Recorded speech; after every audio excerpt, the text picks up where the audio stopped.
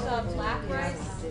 I have cooked with the forbidden rice is the black rice, and the Bhutanese red rice as well. We actually use the black rice a lot for Asian dishes. These over here. We're going to serve these when we serve everything else. Just want to get them out of the way. In Vietnam, they consider the black rice part of an anti-cancer diet. Really? What's that? A black rice is part of the anti-cancer diet. I was just in Vietnam and I brought back, I was in the markets, and I was taking a cooking course, and they were using black rice for a lot of. Is it easily available here? Where would you find it in New York? Well, I know we buy Why it. don't you guys try coming down or around? I mean, Well, normally you should always rinse and rinse. I No, bought I it. live in New Jersey, so I don't. Where do you go in Jersey? What did you just add? I added garlic, chopped Oh, garlic. okay. It's just chopped And garlic. you have olive oil in it? Yep. It was there already. No, that's why I asked. I wonder Yeah, why there's it's so sour. there are certain safflower oil, which we have over here if you want to look at it, is a higher burning point to it. But you don't want to let the olive oil burn because then it becomes carcinogenic, doesn't it? Yeah. And it doesn't taste good either. Yeah. Certain things turn into these polycyclical, Turmeric? benzines. Really? They metabolize into Okay. Did you hear that? This is Luana, everybody. chemicals. Plastics and So I'm going to put a little turmeric. It can turn into trans fat. It turns into bad fat. So if you add, I add like a little bit of coconut oil to it, because coconut oil is really good. It's a higher temperature or something, and that helps. And what about canola oil? Doesn't have as high of a burn point, does it? So all I'm going to do, so I took my olive oil, I took my garlic, and I did put a little turmeric based on Luana's suggestion. And I'm going to take my kale and just throw it in the pan. And I'm going to put it in so it covers the bottom. I don't want to put too much in because then it's never going to cook. But I'm going to put it in, and then what I do, I don't have the right utensils, but let me use this. I'm going to coat the kale with the oil. And I'm liberal with my oil, I have to be honest. To me, if it doesn't have enough oil, it doesn't have enough flavor, and it doesn't. You don't think that was liberal? I'm Italian. We put a nipple on it. what kind of oil is it? This is olive oil. Any specific one, like extra virgin or cold? I use extra virgin. I don't get crazy with cooking. When I'm drizzling or making a dressing, I use the better stuff. So I like to make sure that all of the kale is coated with the oil. That's like important to make sure. Well, you know you're Italian, so it all needs to get coated. If you're dieting, that was liberal. If you're not, and then it's gonna kind of like absorb all the oil. You're gonna like let it cook a little bit. I love putting the turmeric in there. I never would have thought of that. And it's Curry is turmeric. turmeric is in curry. Is it the main ingredient? No, it's not. Curry could be anything, by the way. Curry just means a spice mix, and every family, like in India, has their own version of curry. But turmeric is in a lot of curries. So then we get to a point where it's kind of starting to look wilted and saturated, and I'm going to probably add a little bit of water in a second, because kale can be really tough if it's not cooked through. And since we're not blanching it, we're not boiling it first to soften it, I'm going to take a little bit of water, just a little. Kale, yeah. I thought it was in the process. It was on a catering event last week. Oh, wonderful.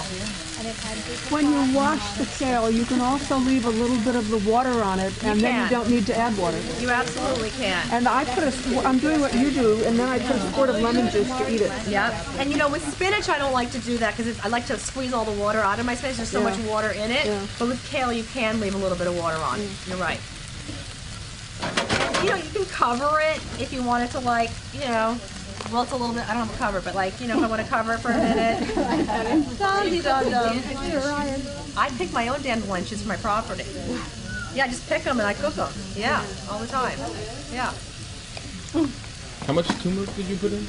I put very little, like half a teaspoon, I think. But you can use as much or little as you want. That's done. So look, it's almost done. And then what I do is I'm going to cook it until it's wilted, and then I'm going to let the water absorb. You know. So it's almost done. I mean, how quick is that?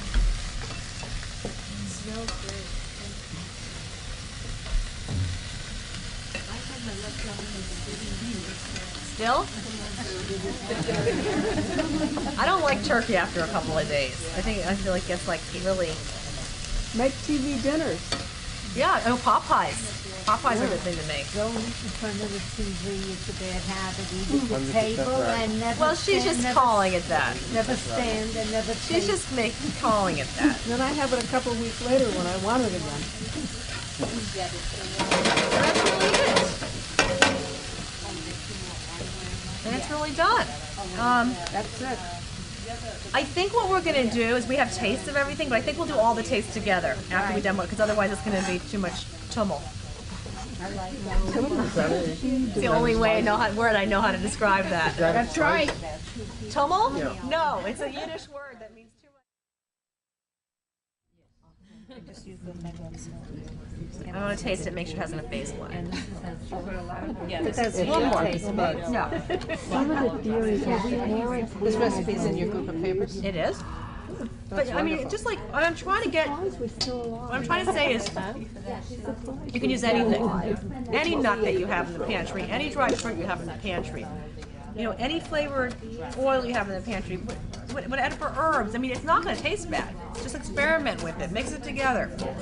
I mean, that's it in front of you. How easy this is. I mean, it's rice. So if you make a pot, I don't know if you have a rice cooker or if you just cook it in a pot, but if you make, you know, a pot of rice every couple of days and you have it in the fridge, you can do like so many different things with it. And it's really easy. And I need to start practicing what I preach. So Evelyn's just chopping up a little extra garlic, basil. You still got that Just garlic tell us on your what's in mind. there. Brown rice. This is actually long grain brown rice. Short grain brown rice is supposedly a little bit healthier, but long grain brown rice is a little bit more palatable, in my opinion. It's chopped dried apricots, chopped toasted pecans, fresh basil, and a tamari sesame vinaigrette. And there's a recipe for the vinaigrette as well as the entire pilaf in the little pamphlet that we gave you. Then let's move over to Tess. And Tess is making another pilaf. And what's interesting about Tess's pilaf is that there's a lot of raw vegetables in it. So we're talking a little bit about the raw. What I did was I brewed what we call brunoise in the kitchen. I brunoised my vegetables. It's a very small dice. That's what a brunoise is. Because then, since they're not cooked, they're not going to be like, you're not going to have such a hard time chewing them. So I have my chef make them, you know, very small. Right. It's again long grain brown rice, quinoa, which is one of the ancient grains we talked about. Right.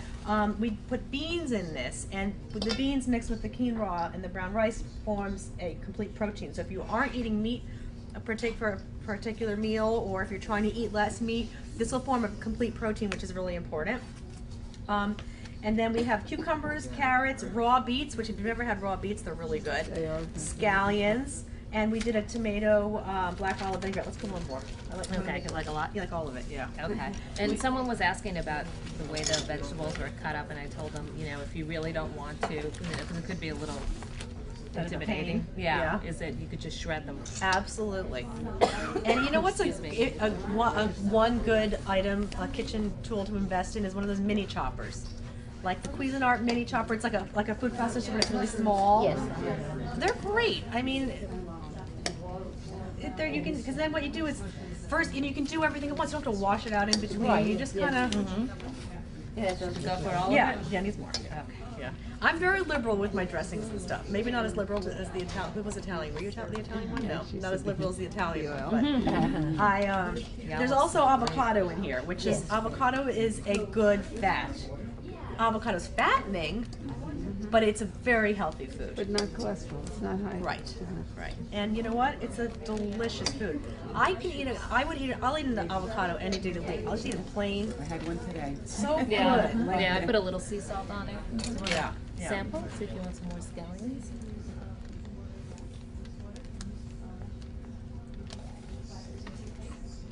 I'm gonna do a little salt and pepper just a touch because I know there's some people that are very conscious of that. I saw some. Where was it? Right there. Just like I'm allergic to kale. You are? You're allergic to Are you serious? Oh my goodness, I'm sorry. Yeah. That was like the main Well, then this is for you. You'll be having this. Yeah, I felt I needed a little more. And then Alia is doing a steamed kale. So again, kale, sorry. Yes, they are. You know what we should probably do? You can buy them fresh and saute them, or you can buy them dried and soak and reconstitute them and then saute them. You don't have to saute them either. You can just buy them dried, reconstitute them, and use them. I like them cooked though. Marcy, you can't eat them raw then. It's not a I mean, you could, but I don't really. Do you like them raw? Certain mushrooms. But what about shiitakes? Shiitakes, if you slice them really thin, I think mushrooms they can get kind of stiff or like hard, like kind of rubbery otherwise. But if you slice them really thin, I personally do not love raw shiitakes. like raw, like button or Yeah, button, yeah. no, sauteed is way better. How was it steamed? It was just steamed in, well, we did it at the kitchen, so it was like a hotel pan with holes in it over another one without holes in it. But, I mean, How long? 5 minutes. You also bring up a big pot of water to boil and just throw it in the, it's like the French boil method. You have to have a big pot of water though. And then you throw it in and you pull it right out. You know, don't let it cook too long. You're doing a great job. Comes to it for me. Well, it's a lot easier than doing them one at a time. You just line them all up and get your nice. Yeah. All right. So then we're just going to put that all together. That's cooked kale. Yes. Shiitake mushrooms. We steamed that kale. So it was Similar way with turmeric and no, it was just steamed in water. So there's like no calories on that kale. And the mushrooms were They were sauteed. They were sauteed. And then you garlic. This is a tahini dressing. Does everyone know? Yes, all of this is. Tahini is a sesame paste made out of sesame seeds. I got it, Deborah. And it's delicious. You ever read halva? Halva has that similar kind of. That's my favorite too. I love it. I bet that's not a pretty healthy candy if you have to have a candy. I don't think so. Well, the sesame seed part is. With the mushrooms, you sauteed them with garlic. No garlic, just a little bit of oil, I think. Is there garlic? Maybe there is. Yeah, my chef is really good at everything. How long does the dressing container use? You could keep this for like a long time. This is tahini. It's tahini and tamari. And the others too also? The tomato one I probably wouldn't keep for more than a week. But the tamari soy one at least a couple weeks. And this one at least a couple weeks. I also have a magic marker in my kitchen and I date everything. And it's a great way because then I know that I don't have to look at it and figure it out. Right. No, these dressings are like, they can last at least 2 to 3 weeks. That looks wonderful. It smells great too. Yes, it gives you an appetite. That was so get made.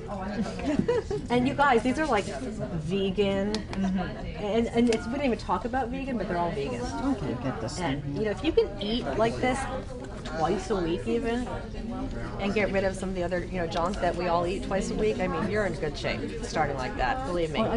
Right? Yeah, definitely. Or if you make the kale taste really good and your other food is simple, you'll eat more of this too. Right. Spend the time on the dressing for your vegetable. Right. Yeah. And then split You'll get it in that kale. Still nothing? Nothing. It's open. Well, now it's closed. Here, I'll do it for you. I know how to do it. Here. You got it? Here, give it to me. I just want to open. I'll do it for you.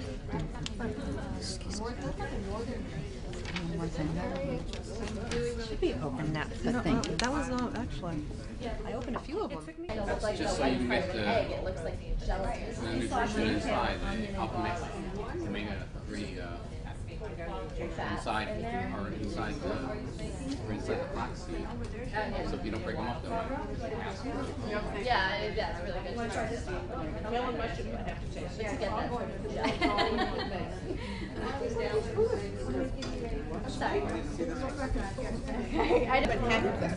Okay. I'll take some. Joanna, were you liberal or restrictive in your fat intake when you lost all your weight? I was liberal. You ate whatever you want. You just ate like mainly plant-based, right?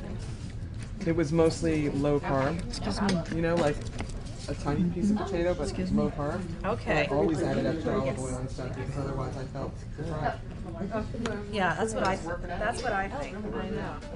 You get to the darn gym. Yeah, I like the taste. Yes. Then I diagnosed it. I got much more active.